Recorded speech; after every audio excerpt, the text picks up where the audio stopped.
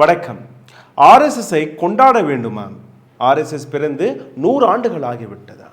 இன்னைக்கு நாள் முழுவதும் இருக்கக்கூடிய பத்திரிகைகள், கோதி மீடியா ஆர்எஸ்எஸ் உடைய மகிமையை பாடிக்கொண்டிருக்கிறார்கள். ஆனால் எதற்காக ஆர்எஸ்எஸ்ஐ நாம் கொண்டாட வேண்டும் அல்ல கொண்டாடக்கூடாதா? ஆர்எஸ்எஸ் அப்படி என்னதான் சாதித்து விட்டார்கள்? ஆர்எஸ்எஸ்ஸிற்கும் இந்த நாட்டுடைய சுதந்திரத்திற்கும் என்ன கனெக்ஷன் இருக்கிறது? எந்த ஆர்எஸ்எஸ் இந்த நாட்டு கான்ஸ்டியூஷனை எதிர்த்தார்களோ, எந்த ஆர்எஸ்எஸ் இந்த நாட்டு தேசிய கொடியை கூட ஏற்றுக்கொள்ளாமல் மறுத்தார்களோ, அந்த ஆர்எஸ்எஸ்ஐ கொண்டாட கூறுகிறீர்களா? எந்த ஆர்எஸ்எஸ் இந்த நாட்டின் அம்பேத்கர் அவர்களை, அவருடைய படங்களை எரித்தார்களோ, அவர்கள் எழுதிய அந்த கான்ஸ்டிடியூஷனை எரிச்சார்களோ, ஏன்னா அவர்களுடைய நம்பிக்கை மனுஸ்மிருதி மீது இருந்தது, அவர்களை கொண்டாட சொல்கிறீர்களா? They have boycotted the tricolor of this nation. யாரை கொண்டாட சொல்கிறீர்கள்? நாதுராம் கோட்சே, இந்த நாட்டு தேச பிதாமகா மகாத்மா காந்தியை சுட்டு கொன்ற நபர், அதற்காக கொண்டாட சொல்கிறீர்களா? இந்த நாட்டின் முதல் தீவிரவாதியை, அந்த தீவிரவாதியுடைய கொள்கைகளை கொண்டாட சொல்கிறீர்களா? எதற்காக இந்த கொண்டாட்டம்? ஐரன் மேன் என்று அழைக்கப்படக்கூடிய சர்தார் வல்லபாய் பட்டேல் இதை ஆர்எஸ்எஸ்ஐ பேன் செய்தார்கள். அதற்காக கொண்டாட வேண்டுமா? எந்த இடத்தில் இவர்கள் நினைத்தார்கள்? பகத்சிங், சந்திரசேகர் ஆசாதை இந்த நாட்டின் அராஜகக்காரர்கள் என்று கூறியது இதே ஆர்எஸ்எஸ் தான். பகத்சிங், சந்திரசேகர் ஆசாதை அராஜகர் என்று கூறிய அதற்காக இவர்களை கொண்டாட வேண்டுமா? சிந்தித்து பாருங்கள். ஆர்எஸ்எஸ் உடைய கொள்கை என்ன? முகமது அலி ஜின்னா எந்த ஹிந்து முஸ்லிம் என்கிற இந்த பிரிவினவாதத்தை இவர்கள் திரித்து வருகிறார்களோ, இதே ஆர்எஸ்எஸ் உடைய, இதே பிஜேபியுடைய, ஜன்சங்குடைய அந்த உருவானதற்கான அந்த ஃபண்டிங் ஜின்னாவுடைய பேரன் வழியாக வந்தது. பாம்பே டையிங், வாலியாஸ் போய் படிச்சு பாருங்கள். இதை பற்றி இவர்கள் பேச மாட்டார்கள். ஆர்எஸ்எஸ் மற்றும் ஜின்னாவுடைய கனெக்ஷன் எந்த அளவு இருக்குதுன்னு நீங்கள் பார்த்தீர்கள்னா, இந்த நாட்டில் பிரிட்டிஷர்ஸ்களுக்கு, ஆங்கிலேயர்களுக்கு எடுப்படி வேலையை இவர்கள் பார்த்து வந்தார்கள்.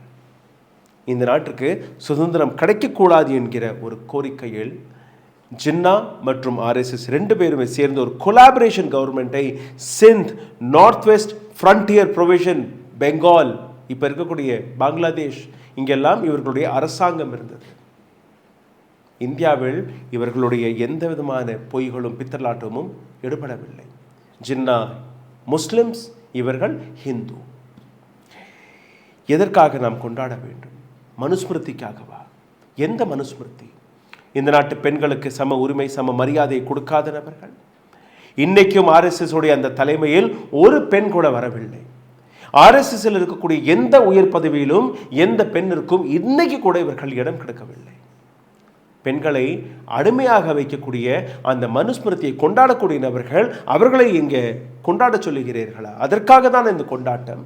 டெலிவிஷன், நியூஸ் பேப்பர், ரேடியோ, எங்க திரும்பி பார்த்தாலும் ஆர்எஸ்எஸ் உடைய கொண்டாட்டமாக இருக்கிறது. கடந்த 100 ஆண்டுகளாக இந்த நாட்டை உடைக்கக்கூடிய சதித்திட்டத்தை போட்ட நபர்கள் இன்னைக்கு கொண்டாடுகிறார்கள். இந்த நாட்டில் பெண்களுக்கு, தலித்களுக்கு, பின்தாங்கிய மக்களுக்கு, ட்ரைபல்ஸ்களுக்கு, ஆதிவாசிகளுக்கு எந்த விதமான இடமும் கொடுக்கக்கூடாது என்று கூறிய அதே ஆர்எஸ்எஸ்ஐ நீங்கள் கொண்டாட சொல்கிறீர்களா? எனக்கு புரியவில்லை. எதை நீங்கள் கொண்டாடுகிறீர்கள்? எதை நீங்கள் குளோரிஃபை செய்கிறீர்கள்? இந்த இடத்தில் நீங்கள் பார்த்தீர்கள்னா, ஆர்எஸ்எஸ் உடைய முன்னாள் பிரச்சாரக், இப்போ இருக்கக்கூடிய பிரைம் மினிஸ்டர் நரேந்திர மோடி, அவரை கேட்டாலே போதும் ஆர்எஸ்எஸ் உடைய கொள்கையை உங்களால் புரிந்து கொள்ள முடியும். மட்டன், முஜரா, ஷம்ஷான், கபிரிஸ்தான், இதெல்லாம் ஆர்எஸ்எஸ் உடைய ஐடியாலஜி அவருடைய நாவிலிருந்து வருகிறது. நீங்கள் காயின் வெளிவிட்டாலோ, நீங்கள் ஸ்டாம்ப் பேப்பர்கள் வெளிவிட்டாலோ, ஆர்எஸ்எஸ் உடைய வரலாற்றை திருப்பி எழுதி காட்டினாலோ, இந்த நாட்டிற்கக்கூடிய மக்கள் உங்களை மன்னிக்கவும் மாட்டார்கள், உங்களுடைய வரலாற்றை மறக்கவும் மாட்டார்கள். எந்த அளவில் இந்த நாட்டுக்கு எதிராக நீங்கள் வேலை பார்த்தீர்கள், எந்த அளவில் ஆங்கிலேயர்களுடைய கைக்கூலியாக வேலை பார்த்தீர்கள், இந்த நாட்டின் சுதந்திர போராளிகள் அவர்களுடைய போராட்டங்களை பாய்காட் செய்த நபர்கள் யார் என்றால் இதே ஆர்எஸ்எஸ் சார்ந்த நபர்கள். 1930ஆம் ஆண்டு சிவில் டிசோபியடன்ஸ் மூவ்மெண்ட் அதை இவர்கள் புறக்கணித்தார்கள். 1942ல் குவிட் இந்தியா மூவ்மெண்ட்டை இவர்கள் புறக்கணித்தார்கள். இவர்களை நீங்க கொண்டாட சொல்கிறீர்களா? எனக்கு புரியவில்லை.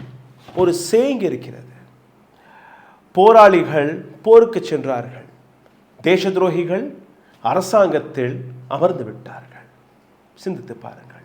இந்த வீடியோ உங்களுக்கு பிடித்திருந்தால் இதை பகிருங்கள். உங்களுடைய கருத்துக்களை கீழே கமெண்ட் பாக்ஸில் எழுதுங்கள். ஆர்எஸ்எஸ்ஐ எதற்காக நாம் கொண்டாட வேண்டும் என்கிற இந்த கேள்விக்கான விடயத்தையும் எழுதிவிடுங்கள். எங்களை சப்போர்ட் செய்ய நினைக்கக்கூடிய நபர்கள் கீழே இருக்கக்கூடிய யூபிஐ வழியாக உங்களுடைய ஆதரவுகளை தெரிவிக்கலாம். நன்றி, வணக்கம். ஊடகம் கார்ப்பரேட் அரசியல்வாதிகளின் கைப்பாவையாக அடிமைகளாக இருந்தது போதும். இனி சாட்டை எடுத்து சுழற்றும் நேரம் வந்துவிட்டது. ஊடகம் பொதுமக்களாகிய உங்களுக்காக உங்களாலேயே இயக்கப்பட வேண்டும். ஊடக சுதந்திரத்திற்காக உங்களின் பங்களிப்பை இன்றே அளித்திடுங்கள்.